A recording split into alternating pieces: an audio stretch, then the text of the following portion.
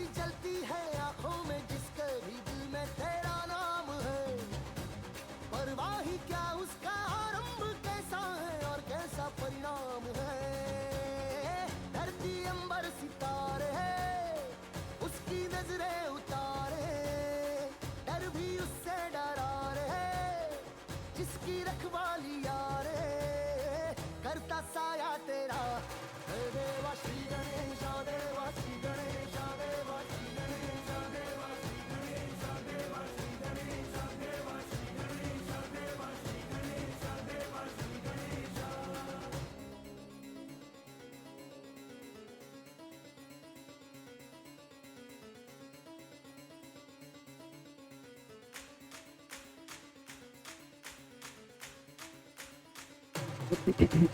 Hello hello hello hello hello.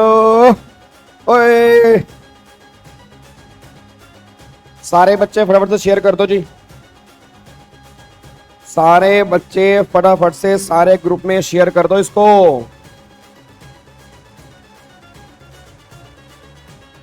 जल्दी जल्दी जल्दी फटाफट से।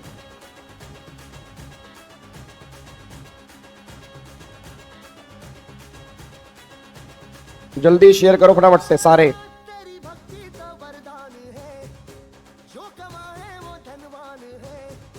बिन किनारे की कश्ती है वो, देवा तुझसे जो अनजान है। यूं तो मूसक सवारी तेरी। सब पे है पहरेदारी तेरी, पाप की आंधियां नाक हो, कभी ज्योति न हारी तेरी। अपनी तकदीर का वो खुद सिकंदर हुआ रे, भूल के ये जहां रे जिस किसी ने यहाँ रे साथ पाया तेरा। हे देवा श्री गणेश देवा श्री गणेश देवा श्री। वेरी गुड मॉर्निंग जी, क्या हाल चाल है? गुड मॉर्निंग मेरे दोस्तों, क्या हाल चाल? आज तुम्हें अर्जेंट नोटिस पे बुला लिया मैंने।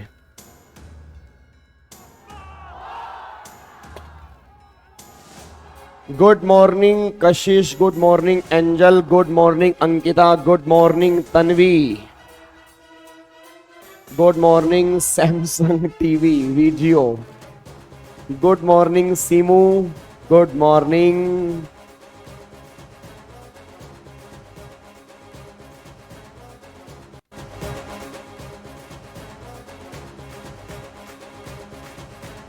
सारे बच्चे फटाफट से बताएं क्या मेरी ऑडियो वीडियो सही आ रही है जी?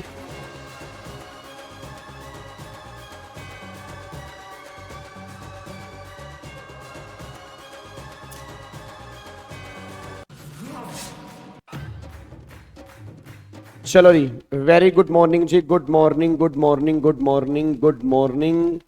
आज हमारी हो रही है ईजीएम। ईजीएम का मतलब क्या होता है?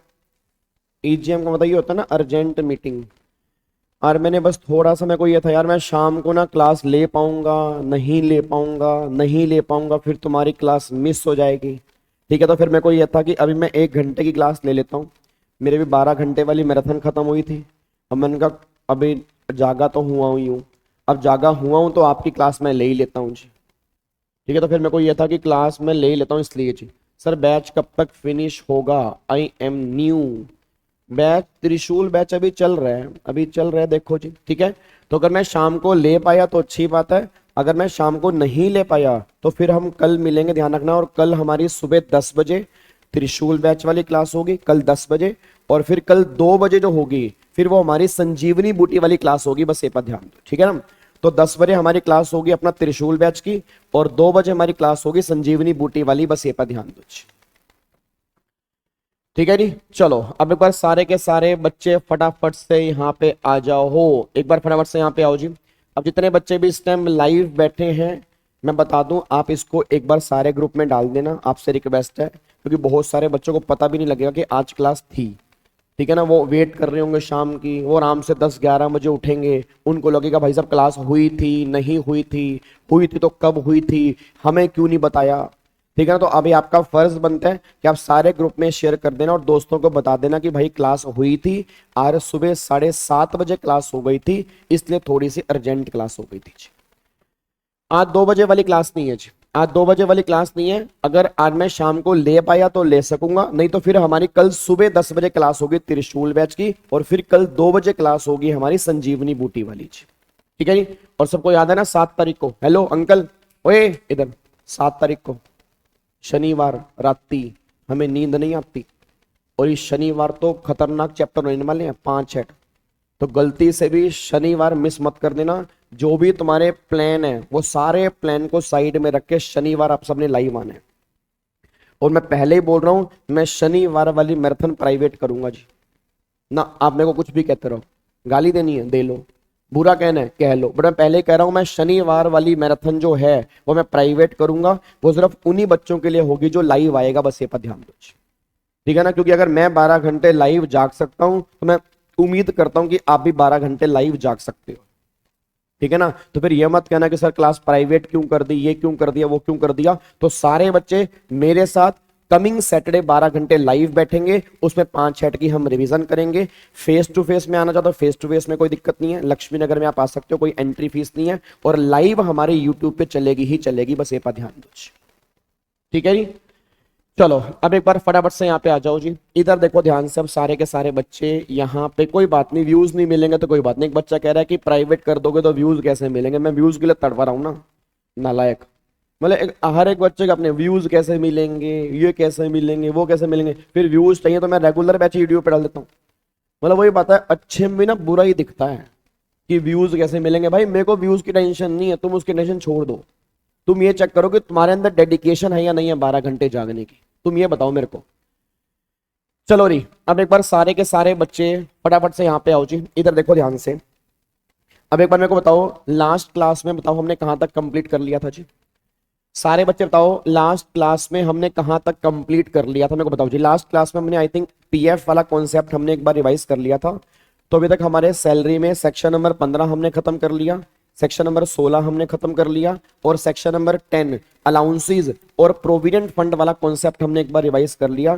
फिर हमें यहाँ पे परक्यूजिट हमें स्टार्ट करने थे जी। ठीक है, तो आज वाली क्लास में हम यहाँ पे परक्यूजिट अब स्टार्ट करने जा रहे हैं। अब परक्यूजिट की रिवीजन करने से पहले ना एक बार फटाफट से ये समझते हैं कि परक्यूजिट एक्चुअल में होते क्या। अब याद करो मैंने कहा था कि एम्प्लॉयर एम्प्लॉय को जो भी बेनिफिट देगा ना, वो बेनिफिट जो देगा वो 2 तरह से होगा, या तो वो कैश बेनिफिट होंगे या वो नॉर्मली क्या होंगे, नॉन कैश बेनिफिट होंगे। अब अगर वो नॉर्मली कैश बेनिफिट है तो कैश बेनिफिट को हम क्या बोलेंगे, अलाउंसेस बोलेंगे। और अगर मैं नॉन कैश की बात करूंगा तो नॉन कैश को हम क्या बोलेंगे, परक्यूजिट बोलेंगे। तो जहां पर कैश की बात होगी वो नॉर्मली अलाउंसेस होंगे, और जहां पे नॉन कैश की बात होगी वो सारे के सारे परक्यूजिट होंगे, बस ये पर ध्यान दो।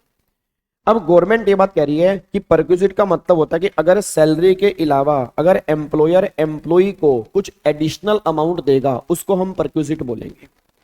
भाई सिंपल सी बात है, एक बात बताओ, अगर तुम्हारे पापा की सैलरी 1 लाख रुपए पर मंथ की है और एम्प्लॉयर तुम्हारे फादर को 1 लाख पर मंथ दे रहे हैं, तो क्या वो कुछ एडिशनल है? आंसर इज नो, वो तो सैलरी है। हाँ, अगर 1 लाख के अलावा तुम्हारे फादर को अगर एम्प्लॉयर कुछ एडिशनल देगा तब परक्यूजिट वाली कैटेगरी में कवर होगा। तो गवर्नमेंट ने कहा जहां पे एडिशनल मिलेगा वो परक्यूजिट वाली कैटेगरी में कवर होगा, बस ये पर ध्यान दो। अच्छा सुनो ध्यान से, अब अगर मान लो एम्प्लॉयर एम्प्लॉय को एडिशनल बेनिफिट देगा तो गवर्नमेंट ने कहा वो परक्यूजिट है। अब वैसे तो परक्यूजिट बहुत सारे हैं। अब गवर्नमेंट ये बात कहते हैं कि जितने भी आपके परक्यूजिट्स है ना उसकी 3 कैटेगरी निकल के आती है। या तो कुछ परक्यूजिट ऐसे हैं जो हर एम्प्लॉय के हाथ में एग्जम्प्ट हैं, सिंगल पैसा भी टैक्सेबल नहीं है, वो सारे के सारे एग्जम्प्ट हैं। कुछ परक्यूजिट आपके ऐसे हैं जो सारे के सारे एग्जम्प्ट हैं। फिर कुछ परक्यूजिट आपके ऐसे हैं जो टैक्सेबल हैं, हर एम्प्लॉय के हाथ में, आप कोई भी एम्प्लॉय हो आपके हाथ में सारे परक्यूजिट टैक्सेबल है।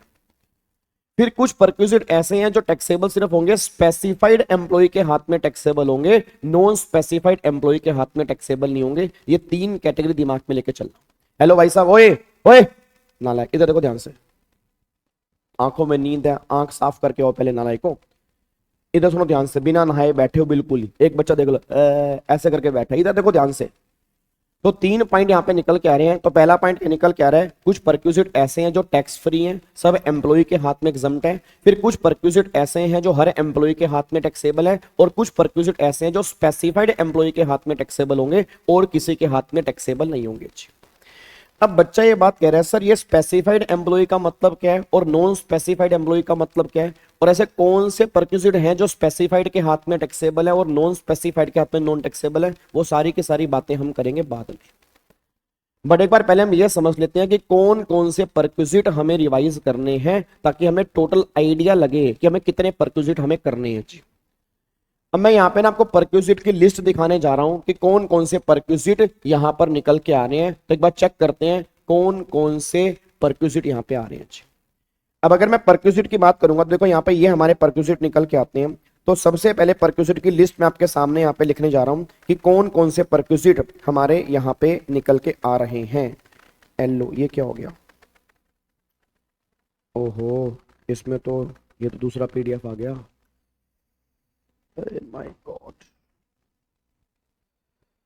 अब क्या होगा, इसमें वो नोट्स हैं भी हैं या नहीं है, एक मिनट रुको यार।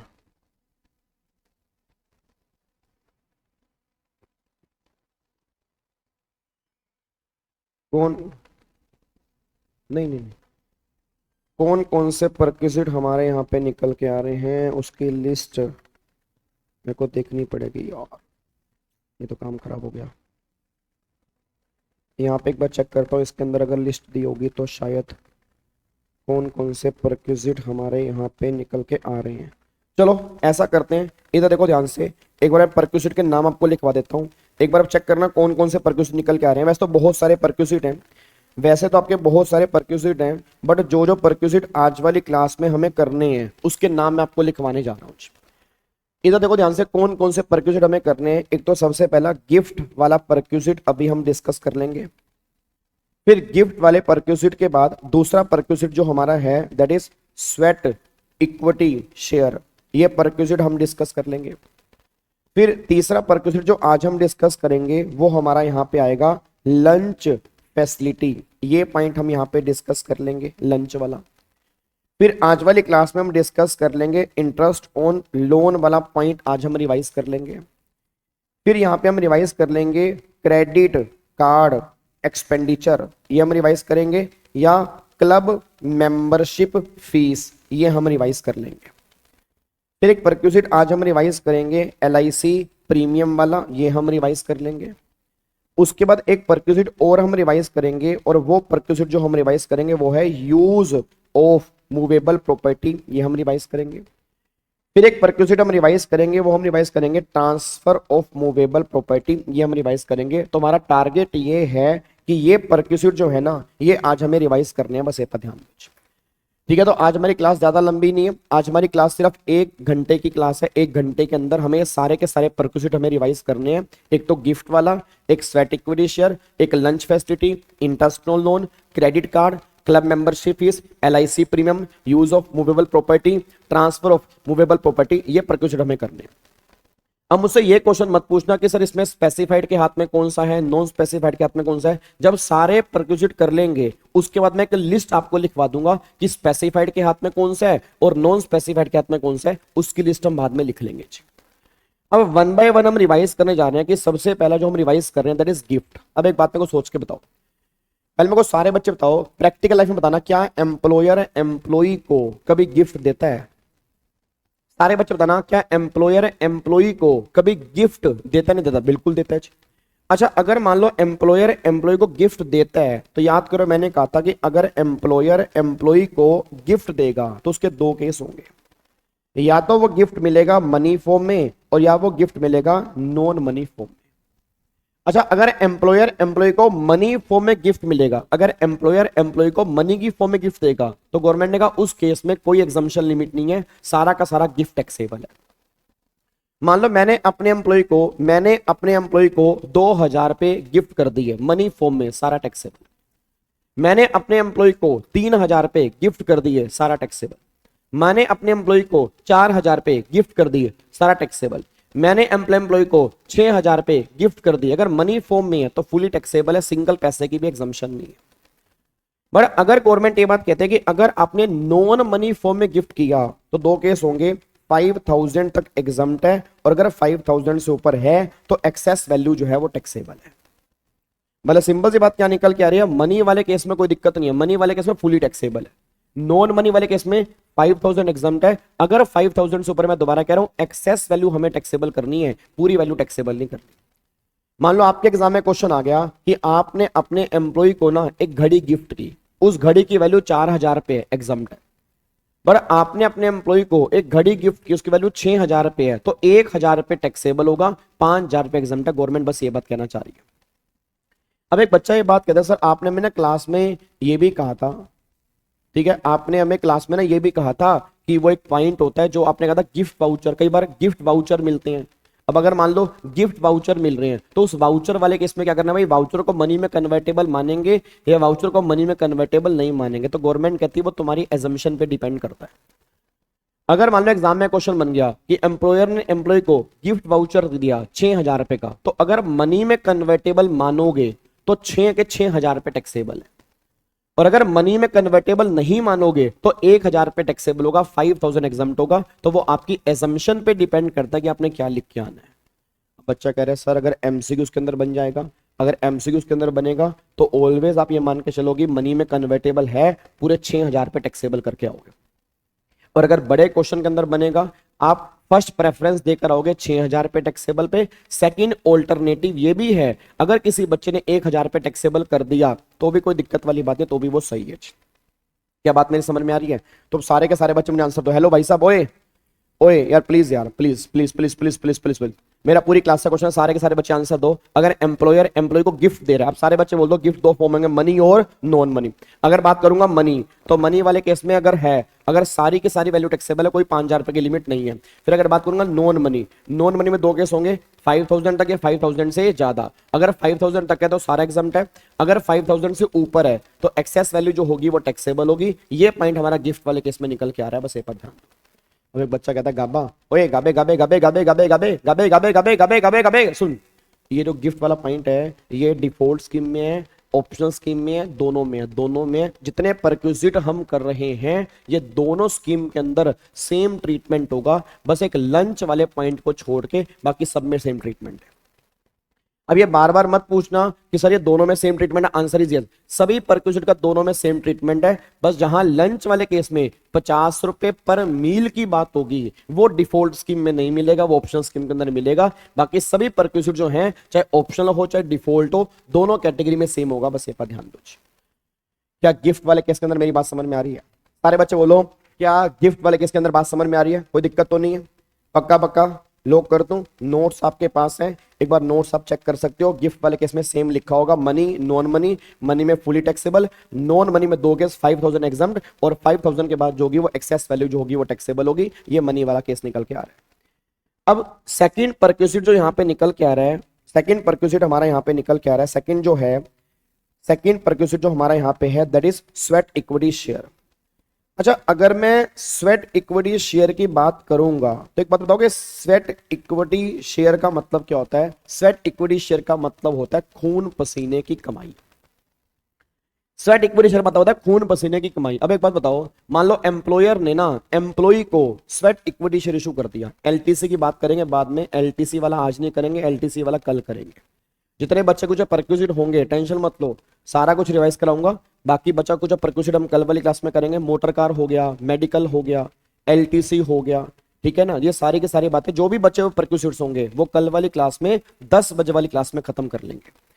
अब एक बार आओ स्वेट इक्विटी शेयर की बात करो। अब अगर मान लो एम्प्लॉयर ने एम्प्लॉय को स्वेट इक्विटी शेयर इशू कर दिया, अब एक बात मेरे को बताना, अगर मान लो एम्प्लॉयर ने एम्प्लॉय को स्वेट इक्विटी शेयर इशू किया, तुम्हें क्या लग रहा है, उसने मार्केट प्राइस पर इशू किया होगा या कम प्राइस पर इशू किया होगा? ऑब्वियस बात है कम प्राइस पर किया होगा।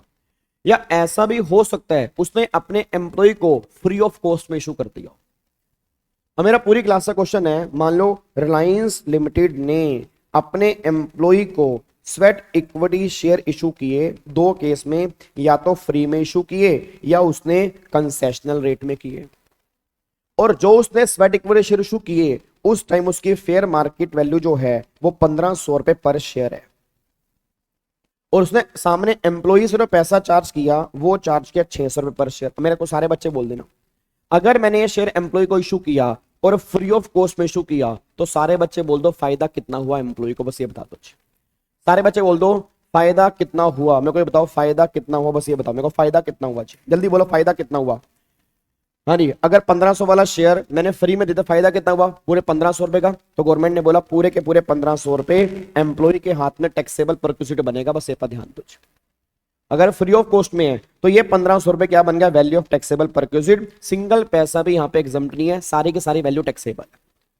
अच्छा, अगर मान लो 1500 वाला शेयर मैंने 600 में इशू कर दिया, अब सारे बच्चे बोल दो शेयर की वैल्यू 1500 की है, मैंने इशू कर दिया 600 में, तो सारे बच्चे बोल रहे हैं एम्प्लॉय को फायदा कितना हो गया, सारे के सारे बच्चे मुझे बताओ एम्प्लॉय को फायदा कितना हो गया, फटाफट से बोलो एम्प्लॉय को फायदा कितना हो गया। 1500 वाला शेयर 600 में दिया तो फायदा कितना हो गया, 900 रुपए। तो ये 900 रुपए जो होंगे वो एम्प्लॉय के हाथ में बन जाएंगे टैक्सेबल परक्यूसिट। ये स्वेट इक्विटी शेयर वाले केस में इतना सा लिखा हुआ बस। तो सिंपल सी बात निकली है, अगर sweat equity share free of cost में है तो पूरी की पूरी एफएमवी जो होगी वो टैक्सेबल है। अगर कंसेशनल रेट में है तो एफएमवी में से जो एम्प्लॉय ने पैसा पे किया वो माइनस करने के बाद जो बैलेंस बचेगा वो टैक्सेबल परक्यूसिट यहां पे निकल के आएगा। गवर्नमेंट ये बात कहना चाह रही है, बस ये पर ध्यान दो। अब सारे बच्चे फटाफट से एक बार थम्स अप दिखा दो। तो जितने बच्चे बैठे बैठे लाइक ठोक के जाना, लाइक और कमेंट किए बिना अगर तुम निकल गए देख लेना फिर कट्टी कर दूंगा, ध्यान रखना चाहिए। हाँ नहीं, जल्दी बताओ फटाफट से, कोई दिक्कत तो नहीं है। क्या आपको ये पॉइंट समझ में आ चुका है? बिल्कुल बच्चों वाली बातें, सिंपल सिंपल बातें हैं। दो परक्यूसिट हमने खत्म किए हैं, गिफ्ट वाला खत्म कर लिया और स्वेट इक्विटी शेयर हमने खत्म कर लिया। ये दोनों परक्यूसिट हमारे खत्म हो चुके हैं। डन? क्या इसको लॉक कर सकते हैं जी? क्या इसको लॉक कर सकते हैं? पक्का पक्का। चलो अब अगले पॉइंट पर आओ। अब तीसरा परक्यूसिट हम यहाँ पे करने जा रहे हैं, अगला यहाँ पे है लंच फैसिलिटीज। अब थर्ड परक्यूसिट की बात जो मैं करूंगा ना, अब यहाँ पे थर्ड परक्यूसिट निकल के आ रहा है लंच। एक बार फटाफट से नोट्स में लंच फैसिलिटी वाला पॉइंट ओपन कर लो, जहां पर भी लिखा है लंच वाला पॉइंट वो ओपन कर लो। अब गवर्नमेंट ये बात कहती है इसका नाम तो लंच फैसिलिटी है बट इसमें दो केस निकल के आ रहे हैं। जैसे मैं आपको एग्जांपल देता हूं, अभी क्या थे, अभी मेरी पूरे 12 घंटे की ना मैराथन थी, मतलब इंसॉल्वेंसी लो है तो इंसॉल्वेंसी लो की मेरी मैराथन थी पूरे 12 घंटे की। तो मेरी सुबह 7 बजे मैराथन खत्म हुई, तो फिर बच्चों ने बोला चाय पिला दो, फिर मैं चाय पीने के लिए हम नीचे गए। फिर मेरे को चाय पीते पीते ध्यान आया, मैंने कहा मैं तुम्हारी क्लास ले लेता हूँ। अब तुम्हारी क्लास ले लेता हूँ क्योंकि पता लगे मैं शाम को क्लास ना ले पाऊँ, तुम्हारी क्लास मिस हो जाए, तो मैंने कहा चलो अभी ले लेता हूँ, कोई बात नहीं, 1-1.5 घंटे की जो भी क्लास होगी मैं अभी ले लेता हूँ, ताकि मेरे भी दिमाग में टेंशन ना हो और तुम्हें भी लगे तुम्हारी क्लास हो गई है, कम से कम एक दिल में सेटिस्फेक्शन हो कि हम आज मिले हैं। तो क्या हुआ, मेरा स्टाफ कहता सर हमें भी चाय पीनी है, मैं कहा तुम भी चाय पी लो। अब स्टाफ भी रात को रुका था तो स्टाफ ने भी चाय पी और फॉर एग्जाम्पल मान लो चाय के साथ मट्ठी बिस्किट भी खाए। मेरा पूरी क्लास से क्वेश्चन है, अब जो मेरा स्टाफ मान लो ऑफिस आवर्स में टी और स्नैक्स की फैसिलिटी ले रहा है, मतलब चाय पी रहा है, मट्ठी खा रहा है, बिस्किट खा रहा है, तो तुम्हें क्या लग रहा है क्या ये फैसिलिटी मेरे स्टाफ के हाथ में एग्जम्प्ट है या टैक्सेबल है? एग्जम्प्ट होनी चाहिए, इसमें तो कोई टैक्सेबिलिटी का मतलब ही नहीं है भाई। अगर मान लो टी और स्नैक्स है, अगर टी और स्नैक्स प्रोवाइड करवा रहे हैं तो वो फैसिलिटी तो एग्जम्प्ट होनी चाहिए ना। तो गवर्नमेंट कहती है सुनो जी, अगर एम्प्लॉयर एम्प्लॉई को टी और स्नैक्स की फैसिलिटी प्रोवाइड करवा रहा है, अगर एम्प्लॉयर एम्प्लॉई को टी और स्नैक्स की फैसिलिटी प्रोवाइड करवा रहा है ऑफिस आवर्स के अंदर, तो सारा एग्जम्प्ट है। अब बच्चा कहता है सर अगर कोई बंदा चाय नहीं पीता, जैसे मान लो कई बच्चे थे, सर जी मैं चाय नहीं पीती सर जी, और सर जी साढ़े वास्ते और कॉफी लेके आओ गुरु जी। अब वो दुकानदार ने बोला भाई साहब कॉफी नहीं है, इतनी सुबह सुबह मैं चाय बना दूंगा, कॉफी नहीं है। और फिर और बच्चे कहते आपा चाय पींदे ही नहीं, आपा चाय पींदे आपा कॉफी पीने। और मान लो मेरा स्टाफ कह रहा है आपा भी कॉफी पीवांगे। अब अगर स्टाफ कॉफी पी रहा है क्या एग्जम्प्ट है? एग्जम्प्ट है। अब मेरा स्टाफ कहता है ओ ना जी आपा चाय नहीं पींदे, ओ ना जी आपा कॉफी नहीं पींदे, आपा कोल्ड ड्रिंक पीने, तो क्या वो एग्जम्प्ट है? यस एग्जम्प्ट है। और ना जी आपा चाय नहीं पींदे, कॉफी नहीं पींदे, कोल्ड ड्रिंक नहीं पींदे जी, आपा जूस पीने, क्या एग्जम्प्ट है? एग्जम्प्ट है। और आपा चाय कॉफी कोल्ड ड्रिंक जूस नहीं पींदे जी, आपा पीने नारियल पानी, क्या एग्जम्प्ट है? एग्जम्प्ट है। और जी आपा कुछ नहीं पींदे जी, आपा था और आपा समझ लो जी आपा आपा क्या क्या क्या सोच रहे हो, क्या सोच रहे हो, क्या सोच रहे हो, क्या क्या? हाँ, तो गवर्नमेंट कह रही है आपा तेरी ऐसे दी तैसी। फिर सुन ले मेरी गल, नॉन एल्कोहलिक बीवरेज एग्जम्प्ट है, एल्कोहलिक बीवरेज एग्जम्प्ट नहीं है। ये गवर्नमेंट ने क्लैरिफाई किया कि टी में हम इंक्लूड करेंगे T, coffee, soft drink, non alcoholic beverage जो होंगे एग्जम्प्ट होंगे, बस ये पर ध्यान दो। अच्छा, अब यहाँ पे पॉइंट निकल के आ रहा है, अब अगर मान लो इसके साथ में लंच है, इसके साथ में क्या है? लंच है। अब गवर्नमेंट ये बात कहती है लंच फैसिलिटी अगर 50 रुपए पर मील है तो गवर्नमेंट ने कहा जी वो एग्जम्प्ट है। और अगर 50 रुपए पर मील से ज्यादा है, लंच वाले केस में 50 रुपए की लिमिट है, अगर 50 रुपए पर मील है तो एग्जम्प्ट है, अगर 50 रुपए पर मील से ज्यादा है तो जितना ज्यादा 50 रुपए से ऊपर होगा ना, वो एक्सेस वैल्यू जो होगी वो एम्प्लॉय के हाथ में टैक्सेबल हो जाएगी। अब आपकी जानकारी के लिए मैं एक बात बता दूं, लंच वाले केस में गवर्नमेंट ने क्या बोला है कि हम एक महीने में ना 25 दिन काउंट करेंगे। वैसे नॉर्मली एक महीने में 4 संडे होते हैं, हम 5 संडे गवर्नमेंट कह रही मानेंगे, तो 25 मल्टीप्लाई 50 तो मतलब 1250 रुपए की हम एग्जामिशन देंगे तुम्हें एक महीने की लंच की। बस इसके ऊपर की एग्जामिशन नहीं देंगे, 1250 रुपए की एग्जामिशन मिलेगी, 1250 रुपए से ऊपर की एग्जामिशन नहीं मिलेगी। बस ये बात ध्यान दो जी लंच वाले केस में। और ये एग्जामिशन जो है सिर्फ ऑप्शनल स्कीम वालों को मिलेगी, डिफॉल्ट वालों को नहीं मिलेगी। हाँ, टी और स्नैक्स वाली दोनों केस में है। लंच वाली 50 रुपए की लिमिट ऑप्शनल स्कीम में है, डिफॉल्ट स्कीम में नहीं है। अगर तुम डिफॉल्ट स्कीम के अंदर काम करते हो, जितने का भी तुम्हें लंच मिल रहा है फुली टैक्सेबल है, चाहे 50 रुपए पर मिल तक ही क्यों ना हो। बस ये बात ध्यान देना।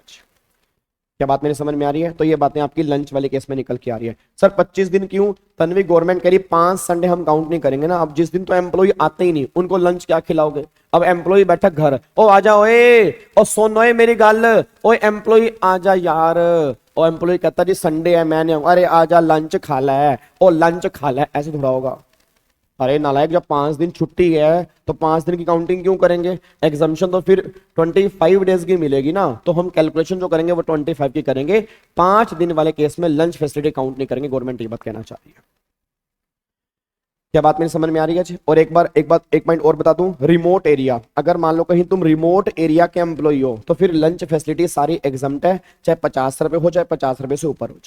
तो रिमोट एरिया वाले केस में गवर्नमेंट कहना चाह रही है वो सारा एग्जम्प्ट है, उस केस में कोई दिक्कत वाली बात नहीं है, वो हर केस में एग्जम्प्ट है। आपने कोई भी स्कीम ली होगी तो रिमोट एरिया वाले केस में सारा एग्जम्प्ट है। बस ये पर ध्यान दीजिए, ठीक है? तो ये पॉइंट आपका लंच वाले केस में है। एक बार नोट्स आपके पास होंगे, चेक कर लेना। मेरे पास नोट्स अभी यहाँ पे है नहीं है क्योंकि मेरी क्लास दूसरे सिस्टम में हो रही है, नोट्स किसी और सिस्टम में है। तो बस जो मैं बोल रहा हूँ चेक कर लो, नोट्स में वही बातें लिखी होंगी। तो 3 परक्यूजन हमने कंप्लीट कर लिए। कौन कौन से?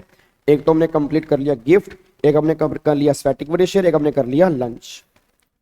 अब अगला परक्यूसिट मैं तुम्हें करवाने जा रहा हूं। अगला परक्यूसिट जो है that is credit card expenditure और क्लब मेंबरशिप फीस। पहले हम ये कर लेते हैं। रिमोट एरिया का मतलब होता है आदिवासी एरिया, जो भी छोटे मोटे एरिया उसकी बात कर रहे हैं। इनकम टैक्स सिलेबस 5-6 महीने पहले खत्म हो गया था, उसके बाद एक बार भी रिवाइज नहीं किया अभी तक, सब कुछ भूल गया हूं। प्लीज गाइड कर दो कि कैसे पूरा।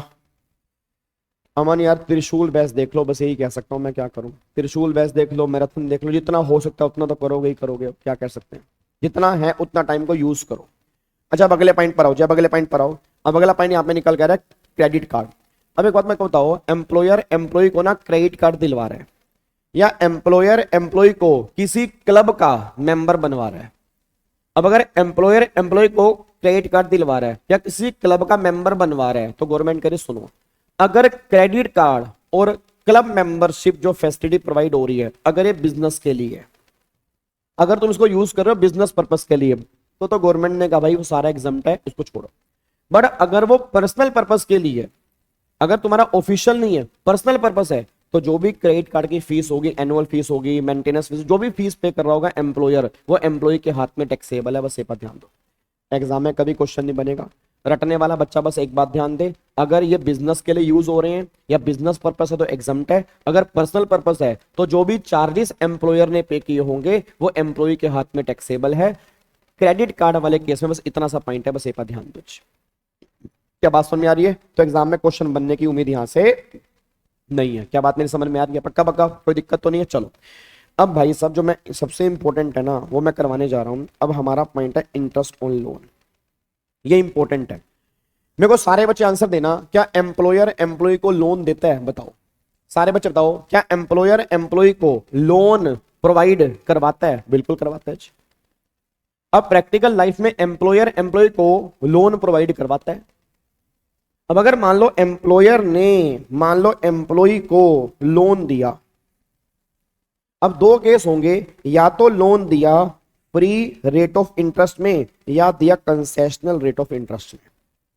अब सारे बच्चे बोल देना, अगर एम्प्लॉयर ने एम्प्लॉय को लोन दिया फ्री रेट ऑफ इंटरेस्ट में या कंसेशनल रेट ऑफ इंटरेस्ट में। अब सारे बच्चे आवाज मारना, अगर एम्प्लॉयर ने एम्प्लॉय को लोन दिया फ्री रेट ऑफ इंटरेस्ट में, आपको नहीं लग रहा फायदा हो रहा है? ओए मेरे बच्चे, सीमू, याशिका, अमन, सारे बच्चे आंसर दो। आपको नहीं लग रहा फायदा हो रहा है? बिल्कुल फायदा हो रहा है, उसका इंटरेस्ट बच रहा है। अच्छा, अगर कंसेशनल रेट ऑफ इंटरेस्ट में है तो भी फायदा हो रहा है, उसका इंटरेस्ट बच रहा है। अब बच्चा कहता है गाबे, गाबे यार सुन यार मेरी गल यार, गाबे यार मेनू ना ऐ बता कितना फायदा हो रहा है, कैसन पता लगेगा कितना फायदा होता रही। भाई हमें हमें हमें कैसन पता लगे कि फायदा कितना होता रही? सानू नहीं पता लग रहा ना कितना फायदा होता रही। किस बैंक का इंटरेस्ट चेक करें? तो गवर्नमेंट ने कहा हम बताएंगे। गवर्नमेंट ने कहा सुन, जिस ईयर में तूने लोन दिया, मेरे पीछे बोलो, जिस ईयर में तूने लोन दिया उसकी 1 अप्रैल को स्टेट बैंक ऑफ इंडिया का क्या रेट ऑफ इंटरेस्ट था उससे कंपेयर कर।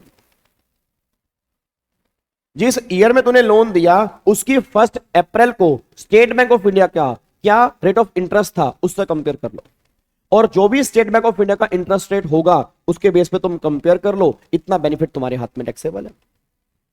अब मान लो फॉर एग्जांपल मैंने लोन दिया 15 जून 23 को, तो 15 जून 23 को नहीं, 1 अप्रैल 23 को स्टेट बैंक ऑफ इंडिया का इंटरेस्ट रेट था मान लो 6%, आपने दिया फ्री में, तो 6% पर एनम के बेस पे एम्प्लॉय के हाथ में टैक्सेबल परक्यूजिट है। इतना इंटरेस्ट हम निकाल लेंगे, वो एम्प्लॉय के हाथ में टैक्सेबल है। अच्छा, रेट मान लो 6% है, मैंने एम्प्लॉय को दिया 2% पे, तो फायदा कितने का हो गया? 4%, तो 4% एम्प्लॉय के हाथ में टैक्सेबल है। तो सिंपल सी बात ये समझ लो, हमें रेट लेना है स्टेट बैंक ऑफ इंडिया का और रेट लेना 1 अप्रैल का, उसके बेस पे कंपेयर करेंगे फायदा कितना हो रहा है, जो फायदा हो रहा है उसके बेस पे टैक्सेबिलिटी करेंगे। बस ये पर ध्यान दो। आई होप आपको मेरी बातें समझ में आती है। अब एक बच्चा कहता है sir lunch break bank of India का, लंच ब्रेक बैंक, हाँ हाँ मतलब अमरिंदर कह सकते हो यार। और सुनो गल, मेरी गल सुनो, और सुनो सुनो सुनो सुनो सुनो सुनो की कह रहा मैं कह रहा 1 रुपया भी टैक्सेबल नहीं होएगा। ऐसे करो, ऐसे ऐसे करो, ऐसे करो 1 रुपया भी टैक्सेबल नहीं होएगा। कब? अगर ये लोन की वैल्यू 20,000 तक है। अगर ये लोन की वैल्यू 20,000 तक है, या लोन अगर 20,000 से ऊपर है और स्पेसिफाइड डिसीज के लिए लोन है, AIDS, TV, cancer, mental disorder, अगर इस बीमारी के लिए लोन है तो गवर्नमेंट कह रही सारा एग्जम्प्ट है, चाहे वो 20,000 से ऊपर क्यों ना हो। तो इन दो केस में सारा इंटरेस्ट एग्जम्प्ट है, बाकी सब केस में इंटरेस्ट हमें टैक्सेबल करना पड़ेगा। बस ये पर ध्यान दो। तो सारे बच्चे बोलो पहला क्या निकल के आ गया? लोन 20,000 तक का हो। और दूसरा क्या निकल के आ रहा है? अगर लोन 20,000 से ऊपर का है तो स्पेसिफाइड बीमारी के लिए अगर यहां पे दिया गया है तो यहां पे गवर्नमेंट कह रही एग्जम्पशन वाली कैटेगरी में आएगा, नहीं तो फिर एग्जम्पशन नहीं है। बस ये पर ध्यान दो। क्या बात मेरी समझ में आ रही है? सर आप इसका प्रैक्टिकल क्वेश्चन करा दोगे? करा देंगे, ठीक है। कल हमारी क्लास है इसकी सैलरी की, तो कल मैं तुम्हें बिल्कुल बढ़िया वाला, मस्त वाला, रापचिक वाला एक क्वेश्चन करवा दूंगा, इंटरेस्ट वाला, तुम्हें नजारे आ जाएंगे, ठीक है। बस अभी इतना प्रोविजन दिमाग में लेके चलो। स्टेट बैंक ऑफ इंडिया का क्यों लेना है उस पर मत जाओ यार, वो उसका लॉजिक मैंने क्लास के अंदर बताया था, रेगुलर बैच के अंदर बताया था। अब तुम बस इतना ध्यान दो, हमें स्टेट बैंक ऑफ इंडिया का लेना है बस, ठीक है ना, क्योंकि वो हमारा नेशनलाइज बैंक है, सबसे बड़ा बैंक है, पुराना बैंक है, गवर्नमेंट का बैंक है, गवर्नमेंट उसके बेस पे काफी काम करती है, मेजरली स्कीम आती ही स्टेट बैंक ऑफ इंडिया के थ्रू है। तो ये काफी सारे रीजन है। अभी इतना ध्यान दो कि स्टेट बैंक ऑफ इंडिया का जिस ईयर में लोन दिया उसकी 1 अप्रैल को रेट ऑफ इंटरेस्ट क्या था उससे कंपेयर करेंगे। बस ये पर ध्यान दो। क्या बात समझ में आ रही है? तो ये इंटरेस्ट सर लोन अगर अप टू 20,000 है एंड स्पेसिफिक बीमारी का है, हाँ तो एग्जम्प्ट है ना, लोन 20,000 तक का एग्जम्प्ट है। अगर लोन 20,000 से ऊपर है तो भी एग्जम्प्ट है, अगर वो स्पेसिफाइड डिसीज के लिए। बस ये पर ध्यान दो। क्या बात मेरी समझ में आ रही है? तो ये हमारा पॉइंट हो गया इंटरेस्ट ऑन लोन वाला, ये हमारा पॉइंट हो गया। क्या बात मेरी समझ में आ रही है? पक्का पक्का लोग कर सकते हैं। चलो अब अगले पॉइंट पर आओ,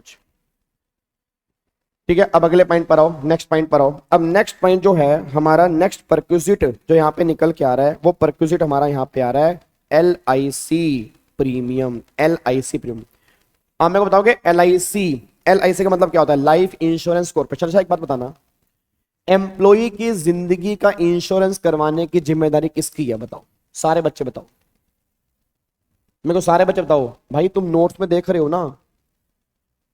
हेलो ओए अंकल, नोट्स में तुम देख रहे हो ना? ऐसा तो नहीं है कि तुम भी ऊपर ऊपर से कर रहे हो? नोट्स तुम्हारे सामने खुले हुए हैं ना? हाँ तो फिर ठीक है, बस फिर ठीक है। फिर ऐसा ना हो कि मेरे को डर था कि मैंने कहा नोट्स तुम देख नहीं देख रहे। अब एक बात बताओ, एम्प्लॉय की लाइफ के इंश्योरेंस करवाने की जिम्मेदारी किसकी है? एम्प्लॉय की है। अब जिंदगी एम्प्लॉय की उसका इंश्योरेंस करवा रहा हूं मैं। आपको नहीं लग रहा कि मैंने कुछ ज्यादा ही कर दिया? हेलो श्रेयस, मुझे आंसर दो। जिंदगी एम्प्लॉय की उसका इंश्योरेंस करवा रहा हूं मैं। आपको नहीं लग रहा कुछ मैंने ज्यादा ही कर दिया? आपको लग रहा ज्यादा हो गया? बहुत ज्यादा हो गया। उसका इंश्योरेंस करवा रहा हूं मैं, प्रीमियम दे रहा हूं मैं, तो गवर्नमेंट ने कहा देता रहे, सारा का सारा तेरे हाथ में। वैल्यू ऑफ टैक्सेबल परक्यूसिट है। एक लाइन में काम खत्म हो गया, L I C premium paid by employer in behalf of employee, तो वो टैक्सेबल परक्यूसिट होगा एम्प्लॉई के हाथ में। कि अगर एम्प्लॉई की लाइफ का इंश्योरेंस प्रीमियम अगर एम्प्लॉयर पे करेगा तो वो एम्प्लॉई के हाथ में टैक्सेबल परक्यूसिट बन जाएगा। बस ये पर ध्यान दो। तो इतना सा लाइन है, कोई लिमिट नहीं है, सिंपल सी बात ये निकल के आ रही है। ओ माय गॉड भाई साहब, एक बार भाई साहब तालियां बजती हैं भाई, एक बार साहब जी के लिए तालियां बजती हैं जी। ठीक है, अरुण सर के लिए तालियां बजती है। सर धन्य हो गए आप, हमारी क्लास में आए, हमारी क्लास को 4 चांद लग गए।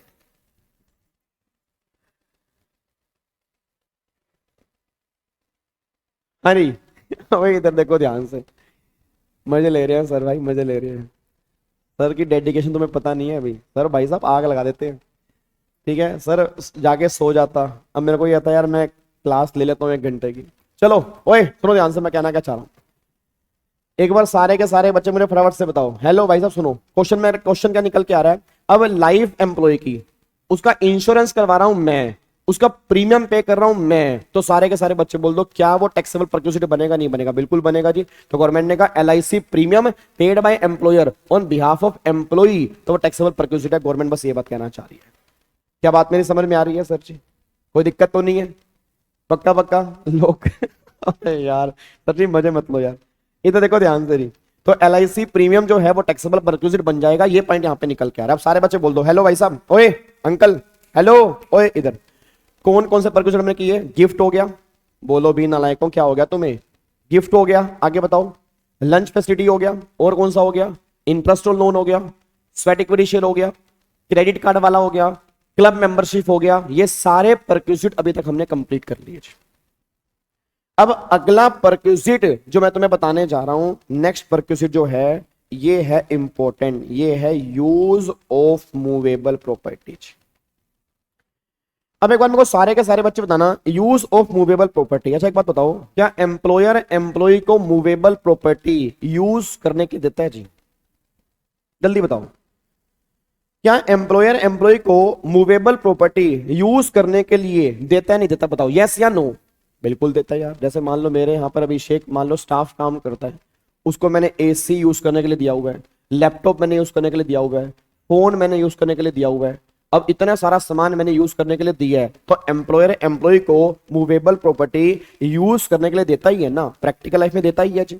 अब गवर्नमेंट ने कहा सुन, गवर्नमेंट ने कहा हेलो चिंटू, ओए ओए चिंटू इधर आ, ये बता एम्प्लॉयर एम्प्लॉय को अगर मूवेबल प्रॉपर्टी यूज करने के लिए दे रहा है तो वो कौन सी प्रॉपर्टी है? एम्प्लॉयर एम्प्लॉय को अगर मूवेबल प्रॉपर्टी यूज करने के लिए दे रहा है तो वो प्रॉपर्टी कौन सी है? मतलब क्या है, अगर वो लैपटॉप है, अगर वो कंप्यूटर है, अगर वो टेलीफोन है या मोबाइल फोन है, तो गवर्नमेंट ने कहा टैक्सेबल होगा नील, इसकी नेचर होती है ऑफिशियल।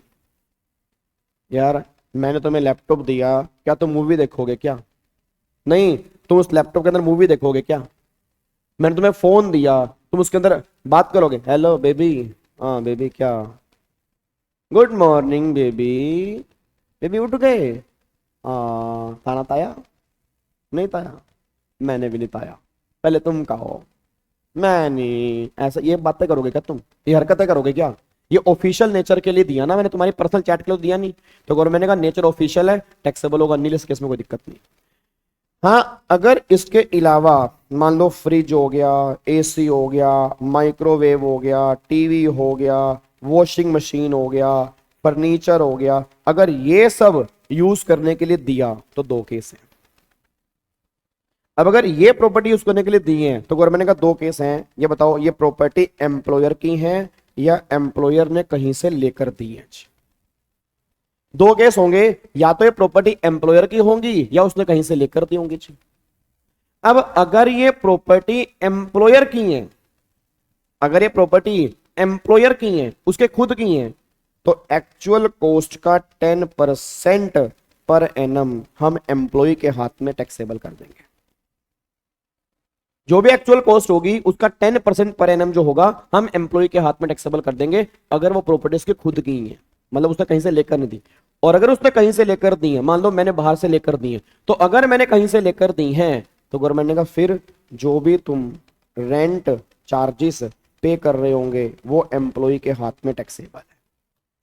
तो दो केस मैंने बोले हैं, या तो वो प्रॉपर्टी मेरे खुद की है या मैंने कहीं से लेकर दी है। अगर प्रॉपर्टी मेरे खुद की है तो एक्चुअल कॉस्ट का 10% पर एनम जितने महीने भी यूज करूंगा उतने महीने का टैक्सेबल है।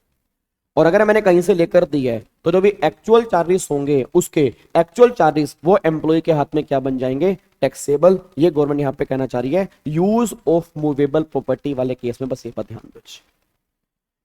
क्या बात मेरी समझ में आ रही है? पक्का पक्का। अब एक बार देखना यहाँ पे हमने कौन कौन से परक्यूसिट खत्म कर लिए, बोलो बोलो बोलो, शाबाश शाबाश।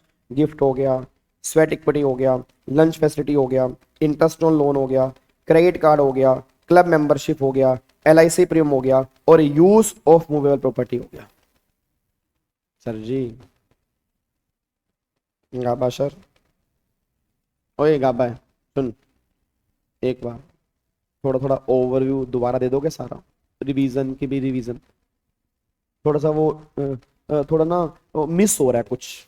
मैं एक बार फटाफट से रिवाइज करते हैं, फिर हम लास्ट परक्विजिट करेंगे आज की क्लास का, transfer of movable properties.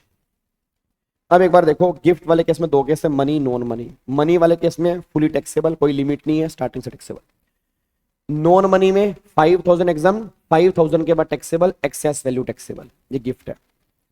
Sweat equity share दो केस हैं, या तो फ्री में या कंसेशनल। जितनी फेयर मार्केट वैल्यू होगी, अगर फ्री वाला केस है तो सारी टैक्सेबल, अगर कंसेशनल है तो FME में से जो एम्प्लॉय से रिकवर हुआ वो माइनस करके balance taxable. Lunch facility, T और स्नैक्स हैं तो सारा एग्जम्प्ट है। लंच है 50 रुपए पर मील एग्जम्प्ट है, 50 रुपए से अगर ऊपर है तो एक्सेस वैल्यू टैक्सेबल है। Interest on loan, interest on loan में दो केस हैं, या तो फ्री में या कंसेशनल। अगर फ्री हो या कंसेशनल हो, स्टेट बैंक ऑफ इंडिया का प्रीवियस ईयर की 1 अप्रैल को क्या रेट ऑफ इंटरेस्ट है उससे कंपेयर करके हम टैक्सेबल करेंगे। बट अगर लोन 20,000 तक का है या 20 से ऊपर है और वो स्पेसिफाइड डिसीज के लिए है तो फिर वो क्या कर देंगे, टैक्सेबल करेंगे।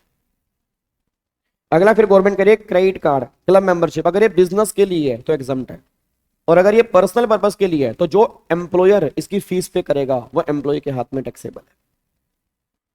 फिर LIC प्रीमियम जो एम्प्लॉयर एम्प्लॉय के बिहाफ पे करेगा वो सारा एम्प्लॉय के सैलरी में जुड़ जाएगा, टैक्सेबल परक्यूसिट है। फिर अगर मूवेबल प्रॉपर्टी यूज करने के लिए दी है तो अगर लैपटॉप है, कंप्यूटर है, फोन है, एग्जम्प्ट है। अगर अदर प्रॉपर्टी है, दो केस, ओन्ड और नॉट ओन्ड। ओन्ड वाले केस में एक्चुअल कॉस्ट का 10% और नॉट ओन्ड वाले केस में गवर्नमेंट ये बात कहती है एक्चुअल चार्जेस जो होंगे वो एम्प्लॉय के हाथ में टैक्सेबल हो जाएंगे। वो ये बात यहाँ पे लिखी है, that is use of movable properties.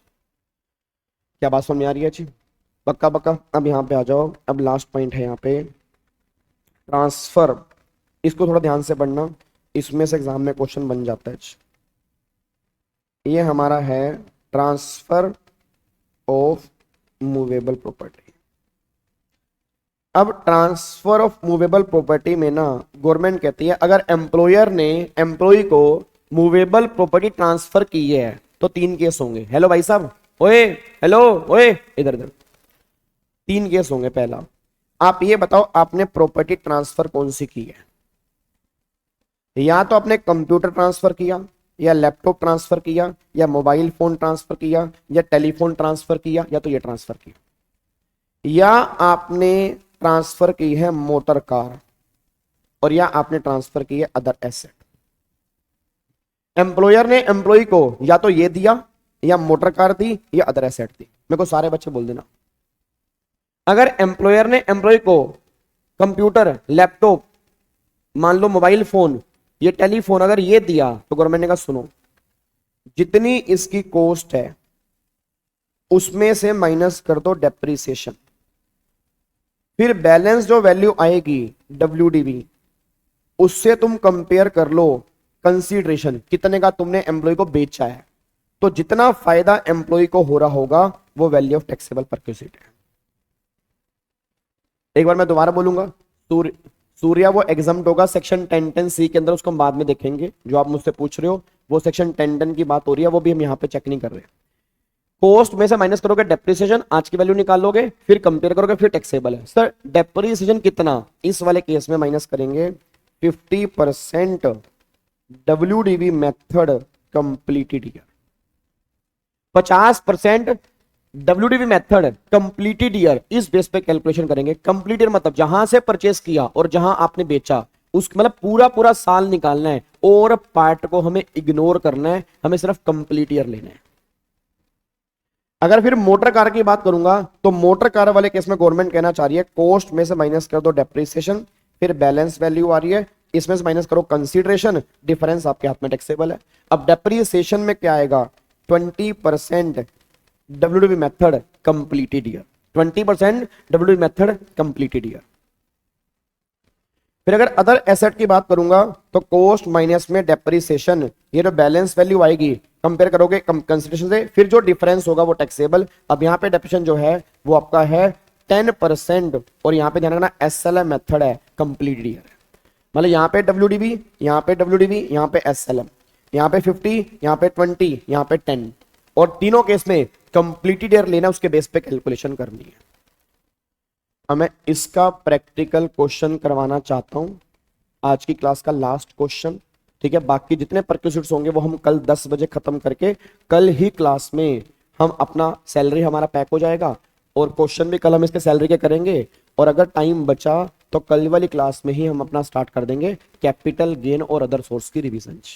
वो डिपेंड करता है कल सैलरी के सारे परक्यूसिट हो जाएं और कल इसके कुछ क्वेश्चंस भी हो जाएं, ताकि फिर हम कैपिटल गेन और अदर सोर्स के ऊपर आएंगे। अब सुनो ध्यान से, इसका मैं क्वेश्चन करवाना चाह रहा हूं। यहां पे मान लो एक लैपटॉप है, लैपटॉप एम्प्लॉयर ने लिया, डेट ऑफ परचेज है 15 जून 2022 को, ये लिया 2 लाख का value of purchase. Date of sale जो है ये 18 मान लो जुलाई 2023, और ये वैल्यू ऑफ सेल जो है वो है 40,000 का। इसने पूछा वैल्यू ऑफ टैक्सेबल परक्यूसिट क्या है, भाई कितना वैल्यू है टैक्सेबल परक्यूसिट की, ये बता दो। पहला क्वेश्चन तो ये है। दूसरा, चलो पहले का आंसर दो, पहले का आंसर दो, बताओ यहां परचेज किया, यहां सेल किया, अब कितने ईयर कंप्लीट है, 15 जून 22 से 14 जून 22, एक साल, फिर सॉरी 14 जून 23, फिर 15 जून 23 से 18 जुलाई 23, ये साल कंप्लीट नहीं हो रहा, एक ही साल कंप्लीट है। अब ये लैपटॉप है, लैपटॉप में 50%, तो 2 लाख का 50 कितना हो गया, 1 लाख, तो 2 लाख में से 1 लाख वैल्यू गई, कितनी बची, 1 लाख। 1 लाख का लैपटॉप 40,000 रुपए का दिया, 60,000 रुपए टैक्सेबल परक्यूसिट। पहले का आंसर ये। बताओ कोई दिक्कत तो नहीं है, सारे बच्चे बोल दो कोई दिक्कत तो नहीं है।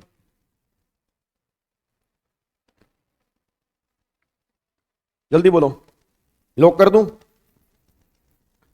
बोलो बोलो बोलो बोलो बोलो, कोई दिक्कत तो नहीं है, क्या इसको लॉक कर दूं। चलो अगले पर आओ, अगले पर आओ। कार, कार आपने परचेस की 5 दिसंबर 2020 को, कितने की ली, 12 लाख की। कार आपने बेची 8 मान लो जुलाई 2023 को, कितने की, 3.5 लाख की। बताओ वैल्यू ऑफ टैक्सेबल परक्यूसिट बताओ। अब मेरे को सारे बच्चे बताओ इस केस में कंप्लीट ईयर कितने हैं, कंप्लीट ईयर 5 दिसंबर 20 से 4 दिसंबर 21, 5 दिसंबर 21 से 4 दिसंबर 22, 5 दिसंबर 22 से 4 दिसंबर 23, ठीक है। 4 दिसंबर 23 क्या, 5 दिसंबर 22 से 8 जुलाई 23, ये तो कंप्लीट ईयर बन रहा, ये तो कंप्लीट ईयर बन रहा, ये तो कंप्लीट ईयर बन रहा जी।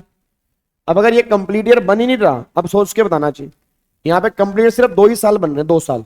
अब पहले साल का डेप्रिसिएशन 20% है, तो 12 लाख का 20%, 2,40,000 रुपए का डेप्रिसिएशन।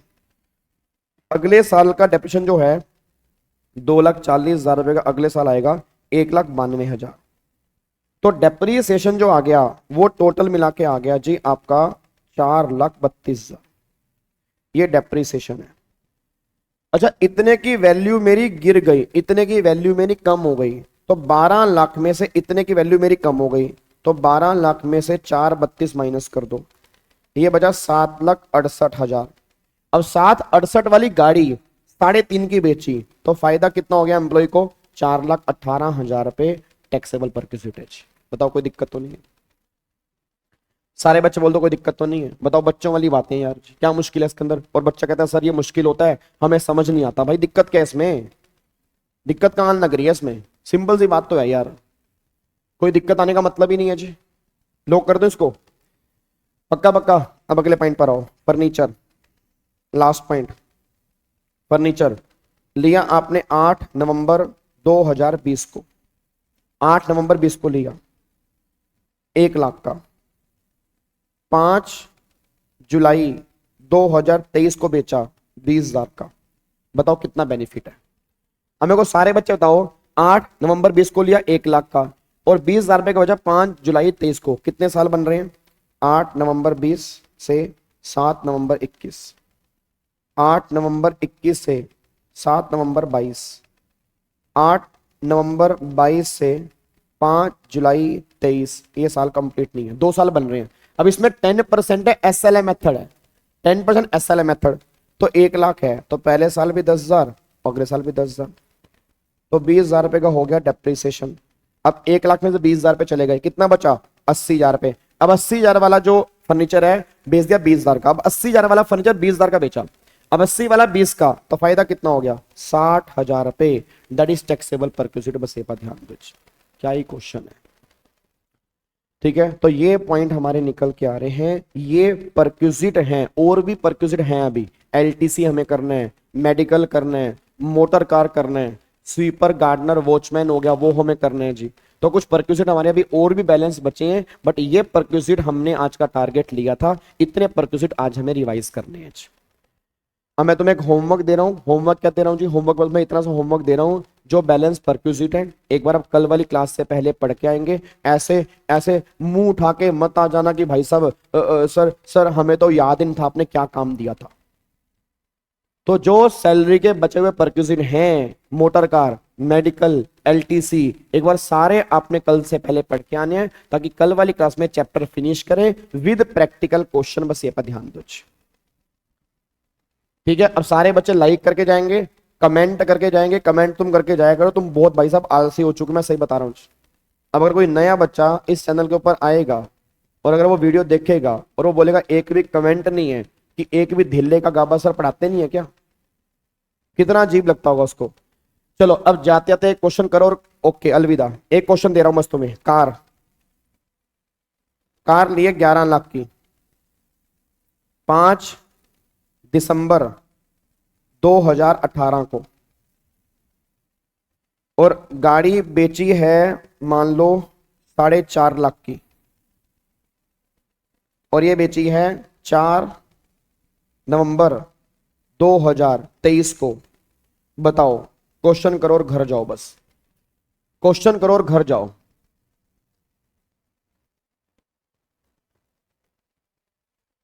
सीमू मैंने जीएसटी के क्वेश्चन दे दिए थे, मैंने जीएसटी वाले क्वेश्चन डाले नहीं थे? आई थिंक मैंने डाले होंगे। बस एक क्वेश्चन करो और घर जाओ जी। क्वेश्चन करो और घर जाओ, बस छुट्टी छुट्टी छुट्टी छुट्टी।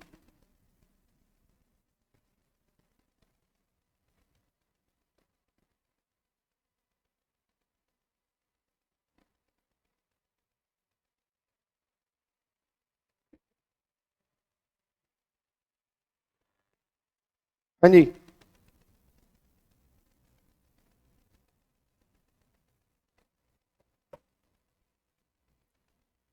घर में ही है। हाँ तो घर का मतलब घर, ओके। 5,60,000, 5,60,000 रुपये। बताना एक बार पहले साल कितने हो रहे हैं?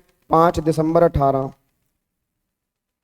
यहाँ पे हो रहा है 4 दिसंबर 19, 5 दिसंबर 19, 4 दिसंबर 20, 5 दिसंबर 20, 4 दिसंबर 21, 5 दिसंबर 21, 4 दिसंबर 22, 5 दिसंबर 22, 4 नवंबर 23। ये साल तो कंप्लीट नहीं है। तो साल कंप्लीट कितने हैं? 1 2 3 4, तो 11 लाख का 20%, 2,20,000। अगले साल का डेप्रिसिएशन 1,76,000। अगले साल का डेप्रिसिएशन 1,40,800। अगले साल का डेप्रिसिएशन 112,640। अब डेप्रिसिएशन जो निकल के आ रहा है वो कितना आ रहा है जी? तो 2,20,000 प्लस में 176 प्लस में 140,800 प्लस में 112,640, यार डेप्रिसिएशन 649,440। अब 11 लाख में से माइनस कर दो तो आ गया 4,50,560। भाई साहब इतने वाली गाड़ी इतने की बेची, 560 रुपए का फायदा हो रहा है भाई साहब। क्या ओ भाई साहब 560 रुपए का फायदा हो रहा है। इतने की गाड़ी है, इतने की गाड़ी है, बेची 4.5 लाख की है, तो 560 रुपए का फायदा हो रहा है जो टैक्सेबल परसेंट। अच्छा बच्चा कह रहा है सर अगर यहाँ पे मान लो नुकसान हो रहा होता तो प्रैक्टिकल लाइफ में वो एम्प्लॉय लेगा ही क्यों? भाई एक बात बताओ, वो मार्केट से नहीं ले लेगा क्या?